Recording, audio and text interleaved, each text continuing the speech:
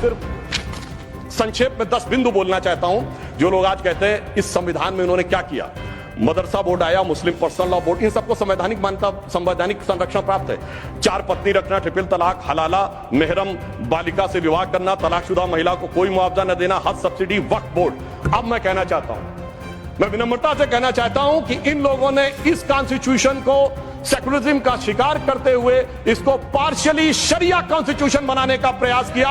अन्यथा कोई गैर मुस्लिम देश दिखा दे कि जिसमें कि इस प्रकार की बात हुई हो, कोई सेकुलर देश, 200 देश हैं, बड़े विद्वान लोग बैठे हुए हैं वहां पर।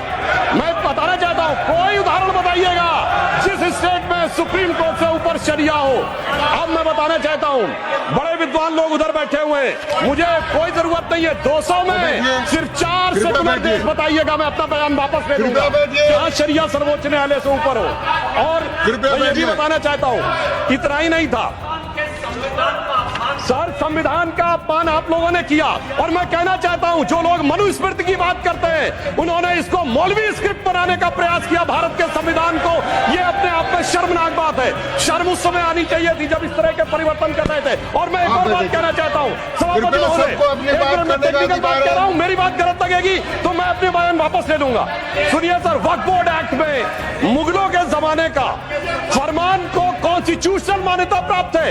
यह वो संविधान था, वो सरकारें थी जिनमें जिम्मी का कॉन्सेप्ट था, जिसमें जजिया का कॉन्सेप्ट था, जहां के बादशाह गाजी की उपाधि लेते थे, सैकड़ों लोगों को मारकर। इवन अकबर ने भी गाजी की उपाधि दी है।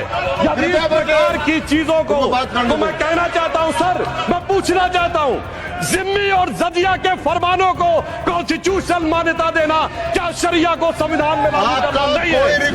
मैं पूछना चाहता हूं, ये बताइए, आपको अब्दुल रहीम खान खाना, रस खान, मलिक मोहम्मद जायसी, अशफाक उल्लाह खां, वीर अब्दुल हमीद, डॉक्टर APJ अबुल कलाम क्यों नजर नहीं आते?